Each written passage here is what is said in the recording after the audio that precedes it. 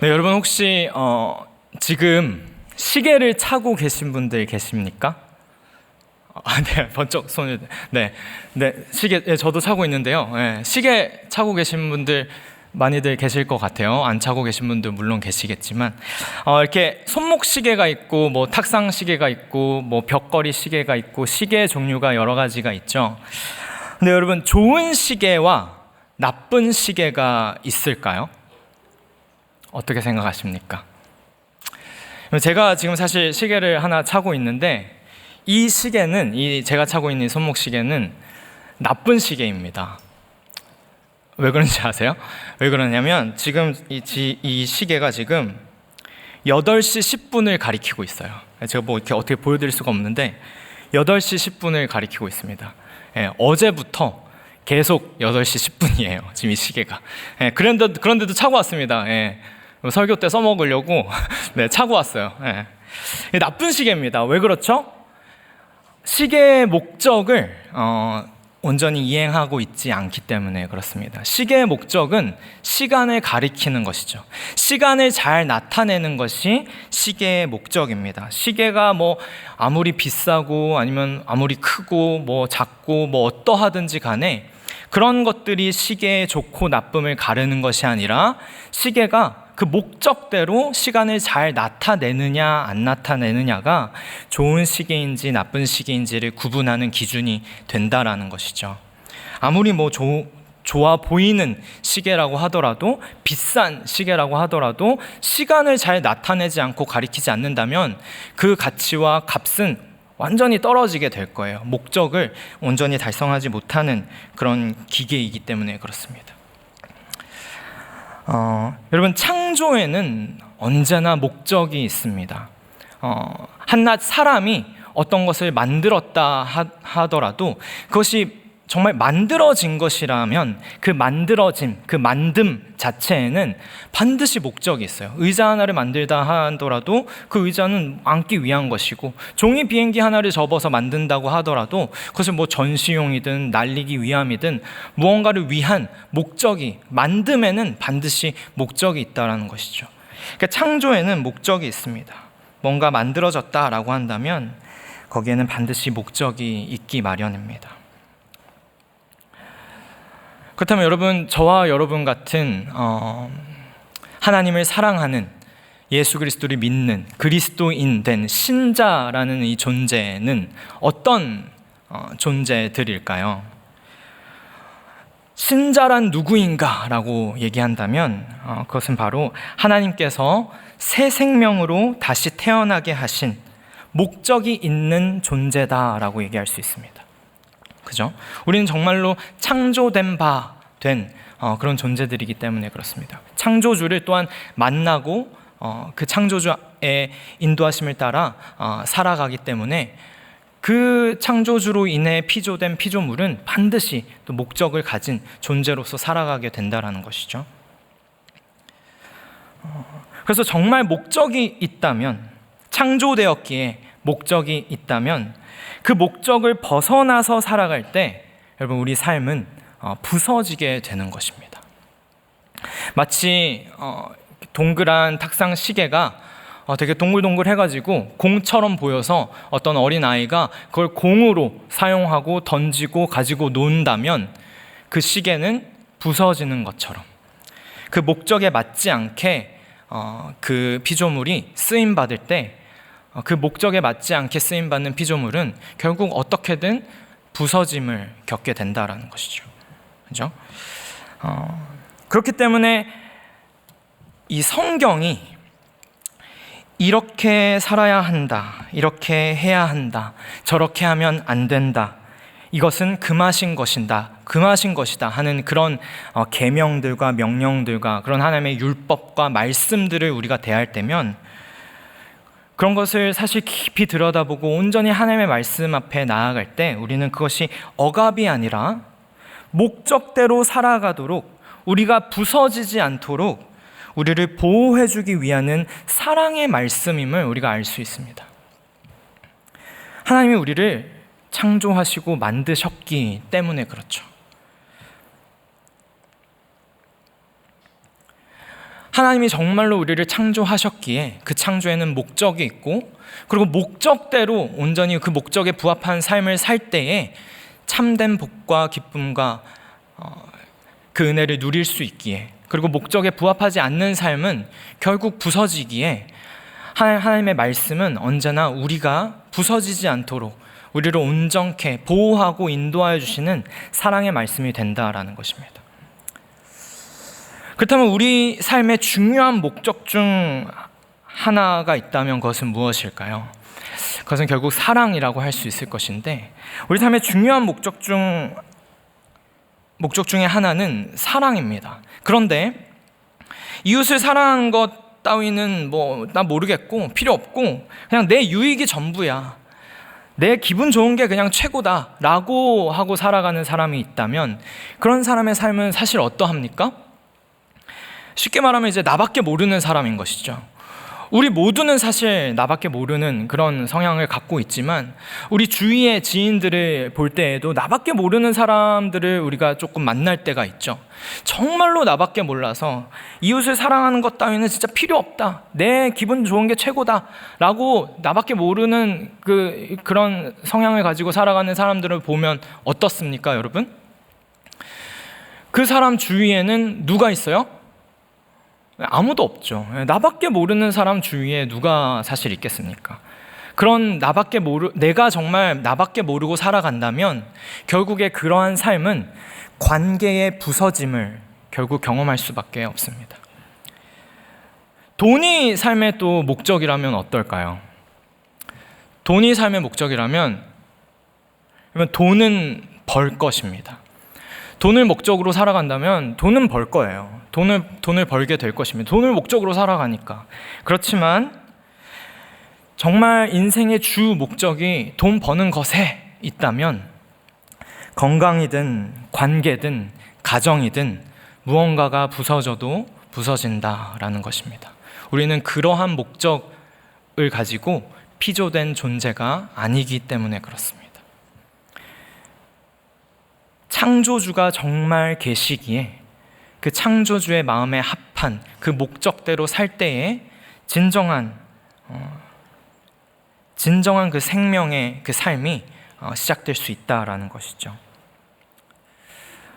그 목적에 부합하지 않고 살아가는 삶은 시계를 공과 같이 던졌을 때 그 시계가 부서지는 것처럼, 목적에 부합하지 않는 삶을 지속한다면 그 삶에는 뭔가 부서져도 부서짐이 있을 거라는 것입니다. 그리고 그러한 부서짐은 사실상 창조주가 너 왜 그렇게 살아 하고 벌하는 그런 벌받음의 개념이 아니죠.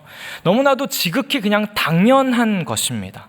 나뭇가지가 나무에서 잘려서 떨어지면 당연히 썩는 게 당연한 것처럼, 나무가 나뭇가지에 해코지를 한다거나 그런 것이 아니죠.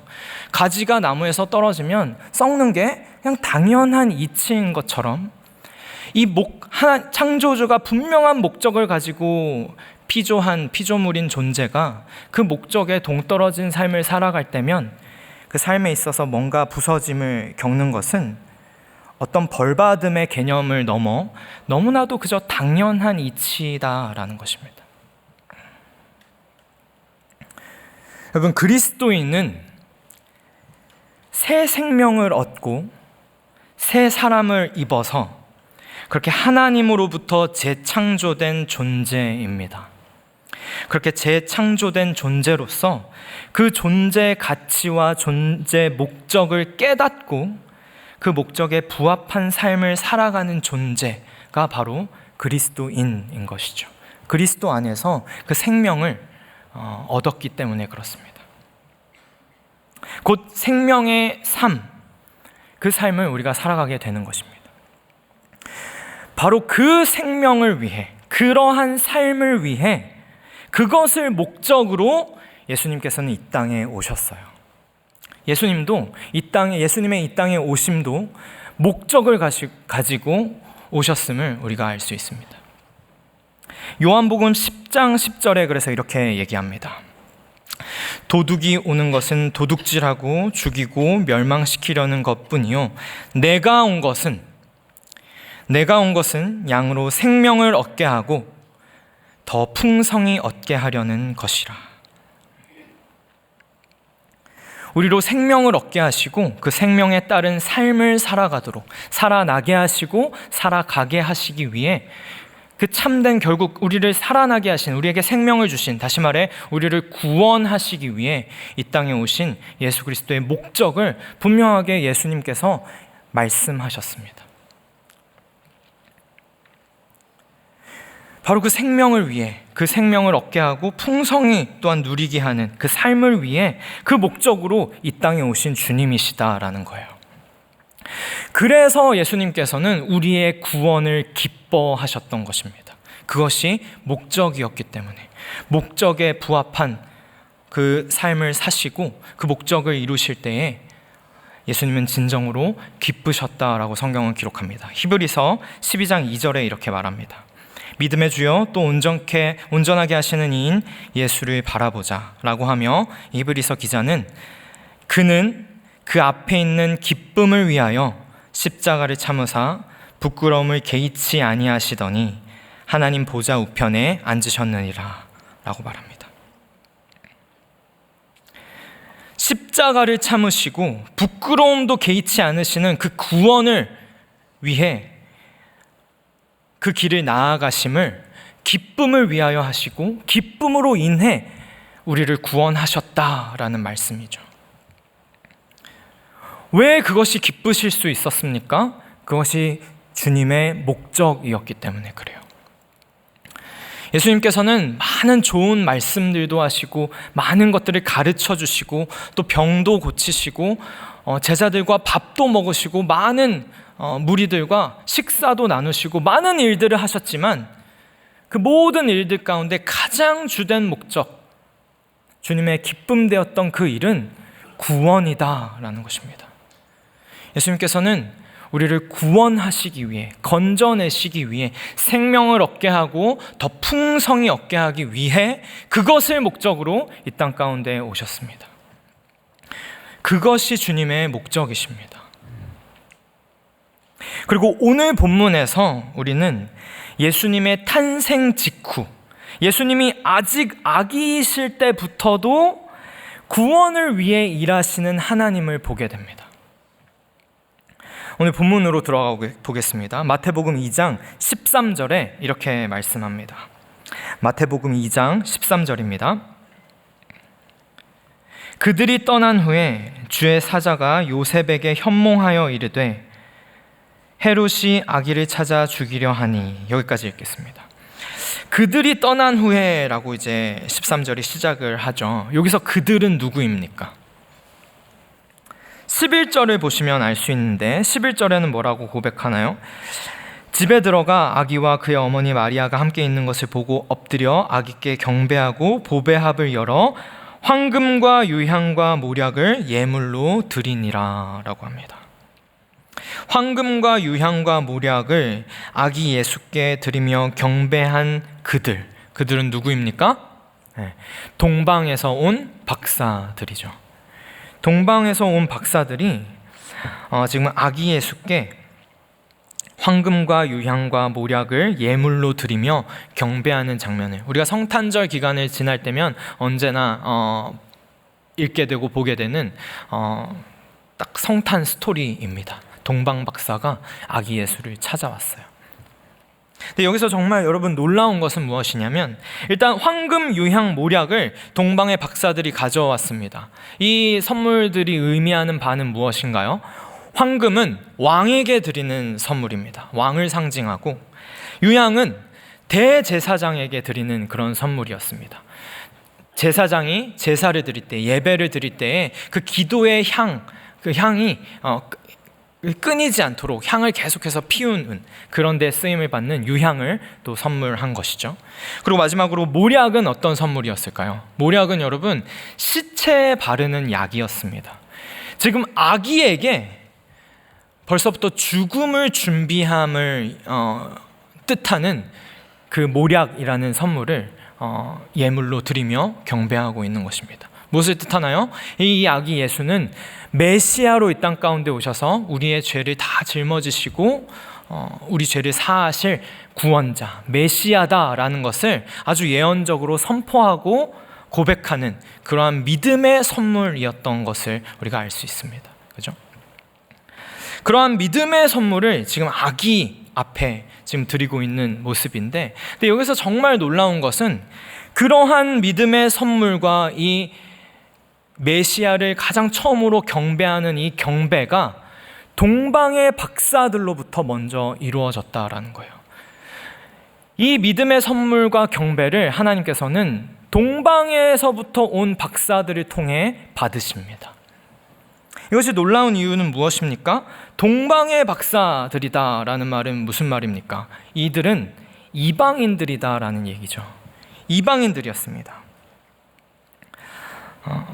아주 뛰어난 천문학자들이었다라고 이제 얘기를 하는데, 어쨌든 동방에서부터 왔다라는 것을 성경은 기록을 함으로써 이들이 이방인들이었다라는 것을 보여줘요.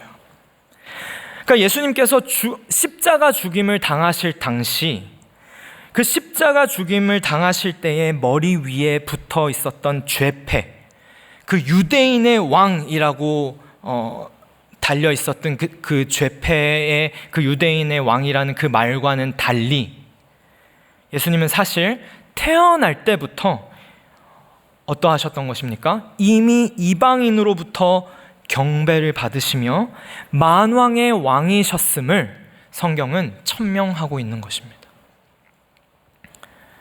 그 십자가 죽임을 당하실 때에는 그 죄패의 유대인의 왕이라고 쓰여 있었으나 사실 예수님은 태어날 때부터 이미 이방인들로부터 경배를 받으시며 그 이방인들이 메시아께로 나아올 수 있도록 그 길을 은혜 가운데 하나님께서 인도하여 주셔서 이방인들도 메시아를 만나 그 메시아를 경배할 수 있는 길을 여셔서 이분이 유일한 길이요 진리요 생명으로서 만왕의 왕이시다라는 것을 이미 그 아기 예수의 때로부터 이미 성경은 선포하고 있는 것입니다.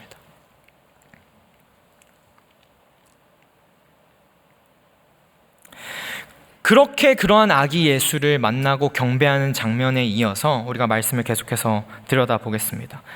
오늘 본문 말씀 마태복음 2장 13절을 다시 한번 보시면 이렇게 기록합니다. 그들이 떠난 후에 주의 사자가 요셉에게 현몽하여 이르되 헤롯이 아기를 찾아 죽이려 하니 일어나 아기와 그의 어머니를 데리고 애굽으로 피하여 내가 내게 이르기까지 거기 있으라 하시니. 하나님께서 주의 사자를 통하여서 현몽하여서 지금 요셉과 마리아와 아기 예수를 헤롯의 위협으로부터 피하여 도망갈 수 있도록 길을 인도하시는 그 말씀의 기록을 우리가 보게 됩니다.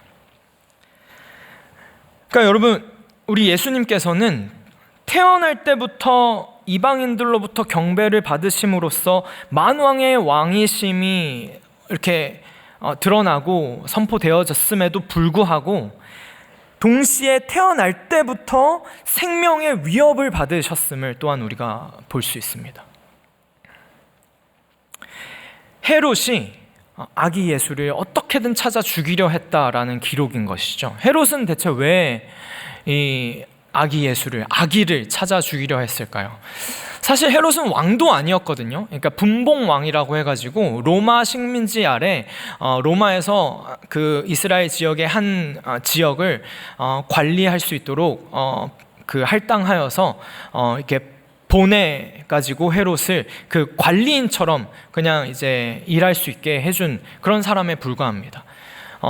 그렇지만 어쨌든 분봉왕으로서 자신이 왕이다 생각하여서 이 헤롯은 아기 예수, 그 메시아의 태어남, 그 태어남을 예고한 그 예언 말씀을 알고 있었죠. 그래서 그 예언 말씀이 성취되었다, 그 아기 예수가 메시아가 태어났다라는 소식을 들었을 때, 그렇다면 이 메시아는 왕인데 그럼 내 자리를 차지하는 것 아닌가 하는 그런 말도 안 되는 인간적인 명예욕과 욕심으로 인하여서 눈이 멀게 된 것입니다. 그래서 자기 자리를, 왕도 아닌 그 왕이 메시아가 왕으로서 내 자리를 차지할까 봐 그 아기를 죽이려고 한 것입니다.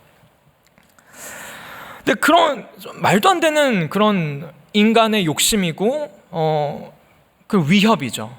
하나님의 아들로서 태어나셔서 메시아로서 이 땅에 오신 예수님이 그것이 무슨 큰 위협이나 되겠습니까?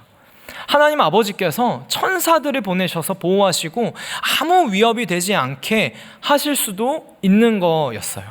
헤롯의 왕도 아닌 그 왕의 그런 위협은 아무것도 아니기 때문에. 그런데 놀라운 것은 무엇이냐면 하나님 아버지께서는 그 위협을 없이 하시는 것이 아니라, 그냥 없애버리시는 것이 아니라 전혀 위협 없는, 전혀 걱정할 것 없는 그런 아기 예수의 건강한 그냥 삶을 보장한 것이 아니라 그 위협 가운데 그 위협을 피하여 갈 길을 오히려 안내하시고 인도하시고, 그 위협 때문에 말도 안 되는 그 헤롯 왕의 위협으로 인하여 도망가게 할 길을 하나님 아버지께서는 인도하여 보여주십니다. 그러면 하나님께서는 왜 그러셨을까요? 그런 아무것도 아닌 인간, 왕도 아닌 왕의 그런 위협을 위협적으로 느낄 것도 아닌데 도망하게 하셨다라는 것입니다.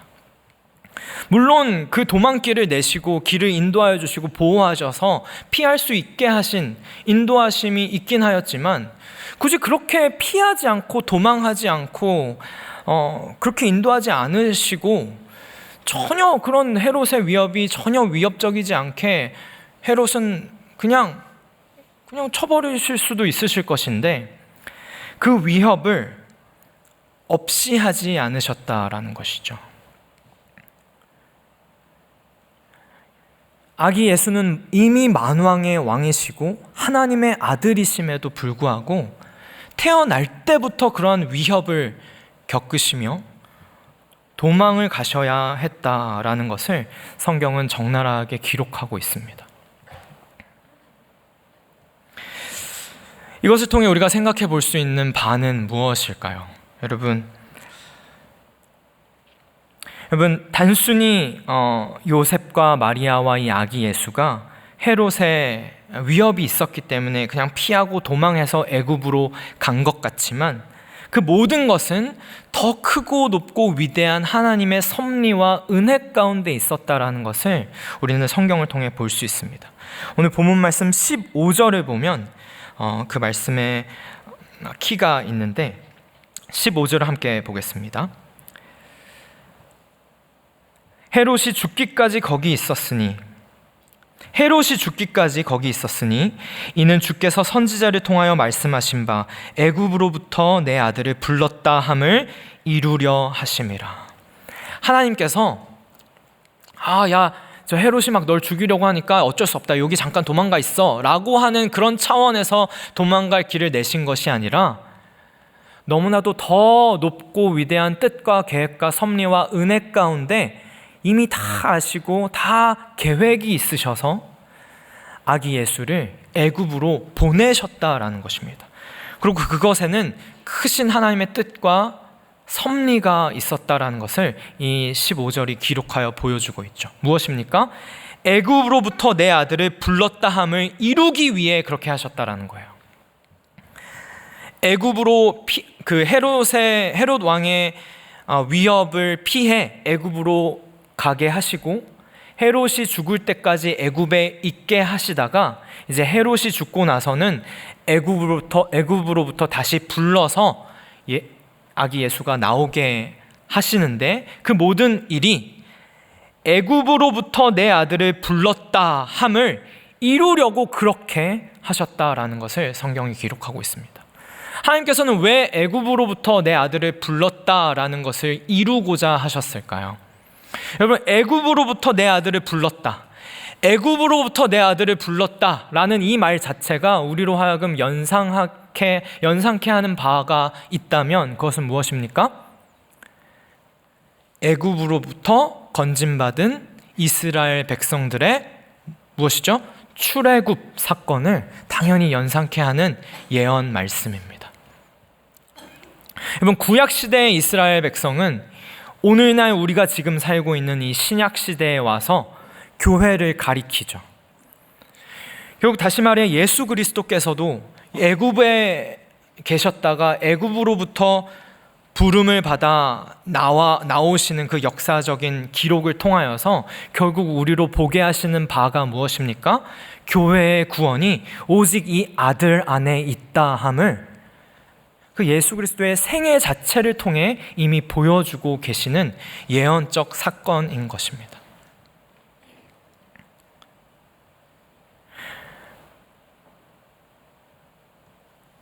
다시 말해 이미 아기 예수를 통하여서 구원을 위해 일하고 계신 하나님을 우리가 계속해서 보고 있다라는 것입니다. 그것이 목적이셨기에 그 구원을 목적으로 이미 아기 예수의 그 시절로부터 하나님은 일하고 계심을 보여주고 있습니다. 우리의 구원이 이 아들 안에 있다라는 것을 역사적인 기록을 통해, 역사적 사건을 통해 적나라하게 보여주고 아주 실제적으로 나타내 선포하고 있는 것이 이 성경의 기록입니다.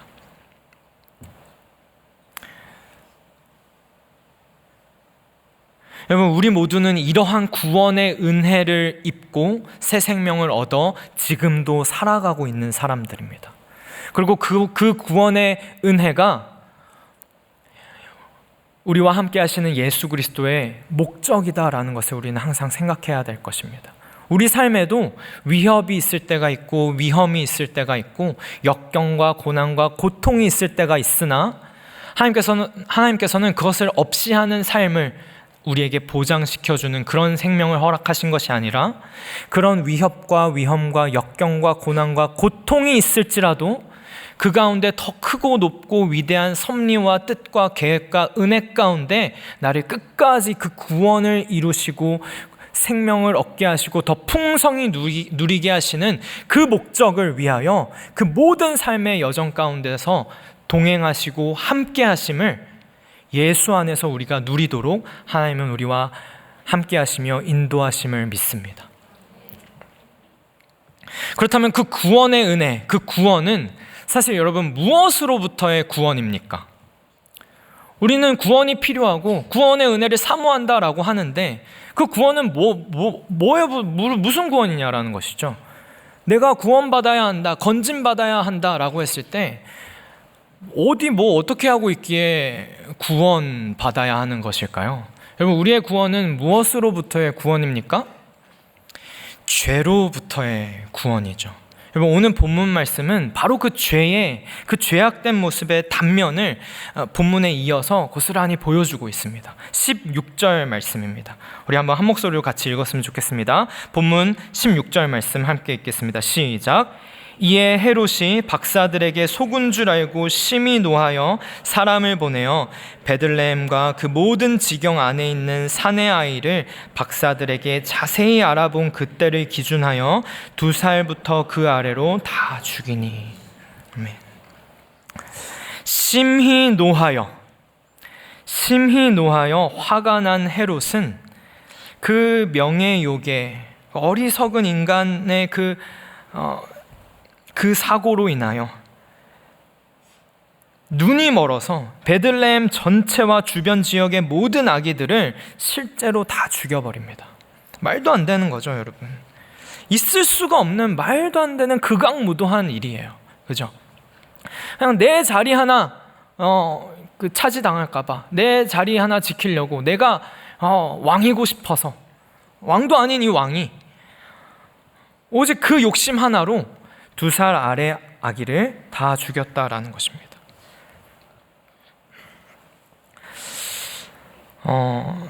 여러분, 근데 이러한 극악무도한 일, 이 죄악이라는 것은 여러분 사실 아주 우리와 동떨어지고 멀어 보이는 실제로 2000년이 넘는 예전 일의 기록을 우리가 지금 읽고 있는 것이지만, 여러분 사실 이러한 죄악스러운 모습과 이 죄악이라는 것 자체는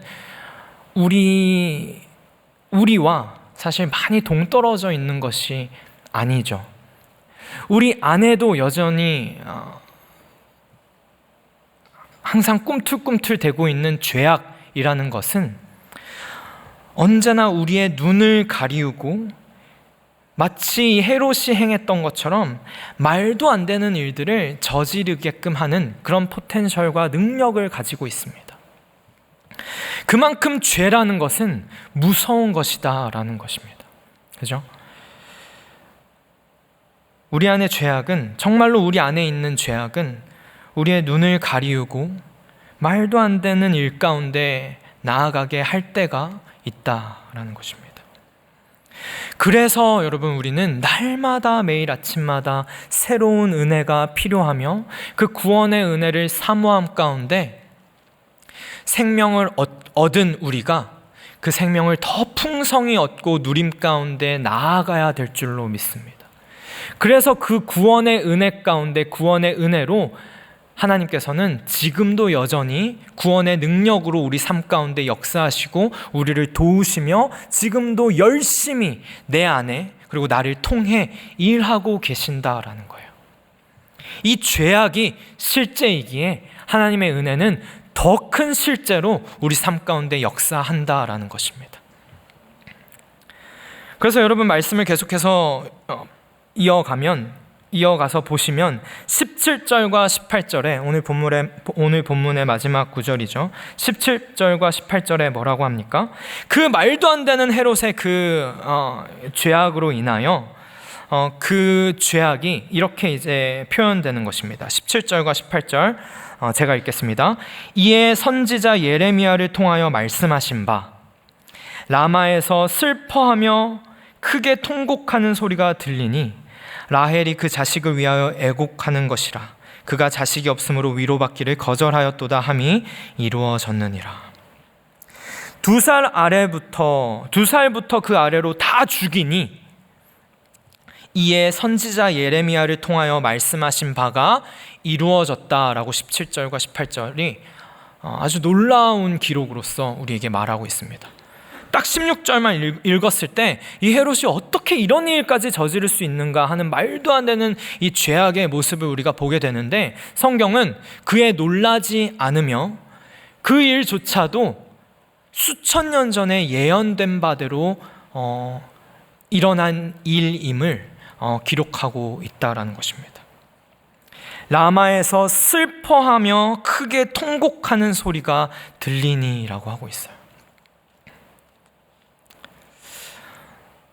너무나도 맞는 표현이죠, 여러분. 2살 아래부터의 아기들이 다 그냥 죽임을 당했다라는 그런 것은 어떻게 상상하기도 힘든 그런 일입니다. 근데 아니나 다를까 수천 년 전의 예언의 말씀이 그러한 극악무도한 일을 슬퍼하며 크게 통곡하는 소리다라고 표현하고 있다라는 것이죠. 그래서 여러분, 혹자는 예수님의 탄생을 아주 비극적인 일로 얘기하기도 합니다. 그래서 마치 예수님의 탄생이 이 수많은 아기들의 죽음을 몰고 온 것만 같다고 이렇게 얘기를 하기도 하는데, 여러분 정말로 그럴까요? 여러분, 슬퍼하며 크게 통곡하는 소리, 여러분 예수님 때문에 이렇게 슬퍼하며 크게 통곡하는 소리가 생긴 것이 아니라 오히려 이 어둠에 묻힌 이 세상 가운데 슬퍼하며 크게 통곡하는 소리 때문에 우리 주님께서는 이 땅에 오신 것입니다. 어두운 이 세상, 지금도 여전히 우리가 이 세상을 돌아볼 때 어둠에 통곡하고 있는 이 세상은 오직 유일한 빛이신 주님만을 바라고 소망할 수밖에 없는 것이 이 세상입니다. 그리고 이 세상뿐만이 아니라 어두운 우리 마음 가운데 유일한 빛으로 오신 분은 예수님밖에 없습니다. 예수님 때문에 이 땅에 어둠이 임한 것이 아니라 어두움 때문에 그 어둠으로부터 우리를 건져내고자 하는 목적으로 예수님이 이 땅에 오셨다라는 것을 성경은 분명하게 우리에게 선언하여 줍니다.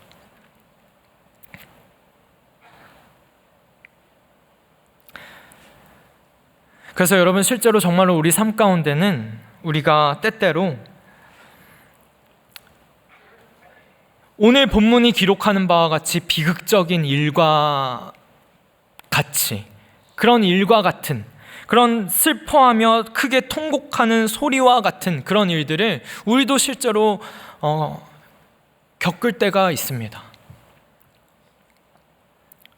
이 정도의 지금 헤롯이 2살 아래부터의 아기들을 다 죽이는 이런 극악무도의 상상할 수 없는 이런 악하고 고통스러운 일까지는 아닐지라도 우리가 인생을 살아갈 때면 수많은 크고 작은 모든 일들 가운데 역경과 고난과 고통과 힘듦과 지침을 우리가 겪을 때가 있으나 그러한 슬퍼하며 크게 통곡하는 소리다 하는 그런 일들 가운데서도 여러분, 예수 그리스도께서는 그러한 슬퍼하며 크게 통곡하는 소리 가운데 큰 기쁨의 좋은 소식으로 임한 유일한 내 삶의 빛이시다라는 것을 우리가 언제나 인정하고 믿음으로 바라봄 가운데 나아가기를 간절히 소원합니다. 우리 삶 가운데 슬퍼하며 크게 통곡하는 소리가 있을지라도 여러분, 그 가운데서 나를 건져내시고 구원을 이루심을 목적으로 이 땅에 오신 예수 그리스도가 분명하게 계시기에 여러분, 그 주님 안에서만큼은 모든 것이 합력하여 선을 이루느니라 라는 이 로마서 8장 28절의 말씀이 우리 삶 가운데 실제가 된다라는 것입니다. 로마서 8장 28절에는 어떻게 기록합니까?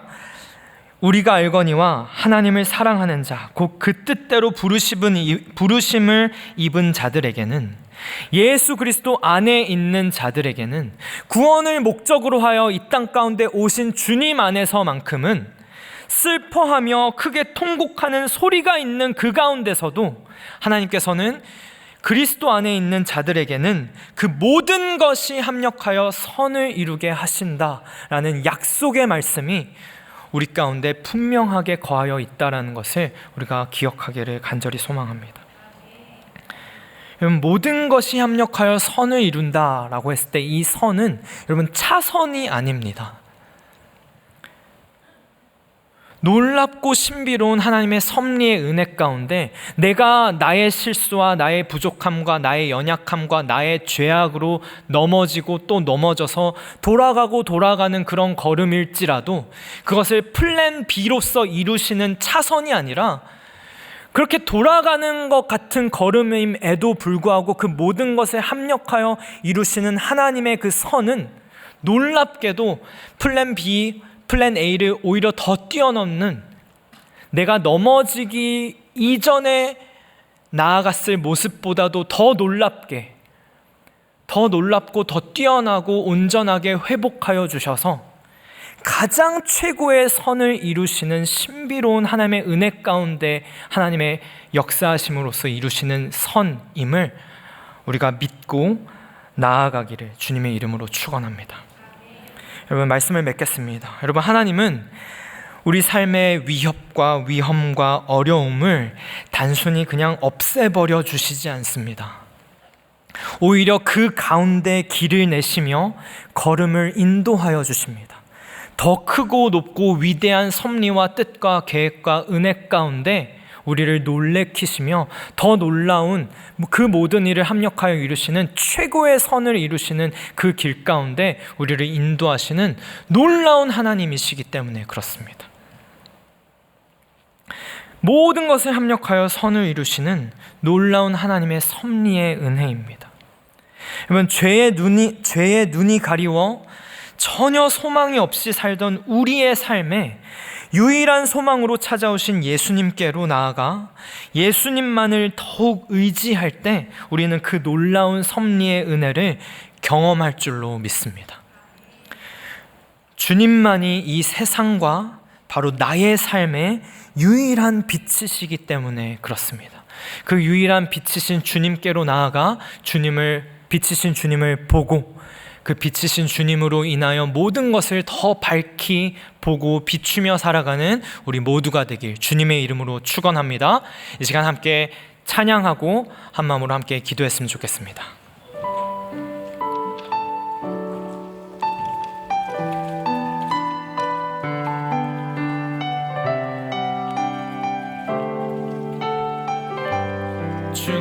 모습 보내. 주 나의 모습 보내 상한 나의 맘 보시네 주 나의 눈물 안에 홀로 울던 맘 아시네 주 사랑 내게 있네 주 사랑 내게 있네 그 사랑이 날 채우네 주 은혜 내게 있네 그 은혜로 날 채우네 세상 소망 다 사라져가고 주의 사랑이 끝이 없으니 살아가니 이 모든 순간이 주의 힘을 나는 믿네 세상 소망 세상 소망 다 사라져가고 주의 사랑은 끝이 없으니 살아가니 이 모든 순간이 주의 힘을 나는 우리 한 번 더 고백하겠습니다 세상 소망 세상 소망 다 사라져가도 주의 사랑은 끝이 없으니 살아가니 이 모든 순간이 주의 힘을 나는 믿네 자, 우리 한 마음으로 같이 기도했으면 좋겠습니다. 시간 함께 기도하실 때에 주신 말씀을 붙들고 감사함을 온전히 아뢰고 올려드림 가운데 우리의 기도 제목을 주께 올려드렸으면 좋겠습니다. 내 삶의 그 어떠한 시기와 시간을 지날지라도 기쁠 때에 찬양케 하시고 슬프고 지칠 때에 주를 더욱 의지하게 하시며 간구하게 하셔서 그 어떠한 상황 속에서도 주님 바라보고 주님 안에 거함 가운데 주님의 뜻대로 그 섭리의 은혜 가운데 부르심을 입은 하나님의 자녀들이 그 모든 것을 합력하여 선을 이루어 주시는 놀라운 은혜 가운데 살아가도록 하나님 도와주시옵소서. 성령 하나님 우리를 도와주셔서 주의 도우심 없이 아무것도 할 수 없으며 우리는 살 수 없음을 겸손함 가운데 고백하고 더욱 주를 의지함으로 살아가기 원합니다. 예수께로 가오니 예수께로 가면 나는 기뻐요. 그 참된 기쁨과 그 은혜와 능력이 오직 예수께 있습니다. 태어날 때부터 위협을 받으시고 그리고 그 인생의 그 삶의 마지막에서도 죽임을 당하셔서 구원을 이루시고 나를 살려내시고 그리고 다시 살아나셔서 지금도 나를 살아가게 하시는 주 예수 그리스도의 은혜 가운데 그 은혜를 사모하고 그 은혜를 기뻐함으로 그 은혜 안에 자라가는 우리가 되게 하여 주시옵소서 하는 마음으로 우리 함께 기도했으면 좋겠습니다. 기도하겠습니다. 주 하나님 아버지 감사합니다. 주의 은혜를 사모함으로 나아갑니다. 불쌍히 여기시고 지키시고 붙드시는 주의 은혜가 나를 살려내시고 살아가게 하시는 그 은혜로 끊임없이 우리 삶 가운데 역사하고 뿌리 내려서 삶 가운데 더욱더 열매 맺혀 나아가도록 하나님 우리를 붙들어 주시옵소서. 불쌍히 여기시고 더욱더 변화시키시고 성장케 하시고 성숙케 하시는 주의 은혜가 내 삶을 지탱하고 붙들고 아버지 자라나아가게 하시길 구합니다.